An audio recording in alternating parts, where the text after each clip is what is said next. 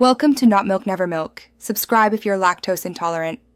You start by confirming you are the rightful owner and gathering the essentials: the Apple ID, password, proof of purchase, and the device serial or IMEI.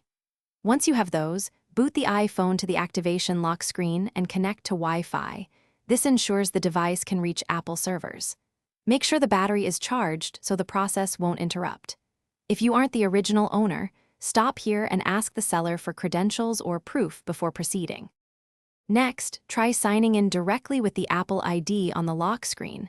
This is the fastest route to remove activation lock. If you can't remember the password, perform account recovery or a password reset at iCloud using the recovery options, because resetting can take time and verification steps.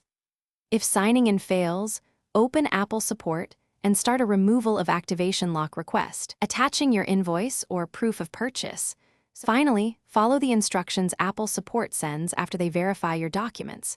Once they confirm removal, erase the iPhone and set it up as new, signing in with your Apple ID so activation lock stays off. Make sure to keep the confirmation email and the submitted receipts. If Apple denies the request, gather clearer proof of purchase such as original receipt with serial/IMEI, or contact the seller for cooperation. If you still encounter problems, request escalation with an Apple Support.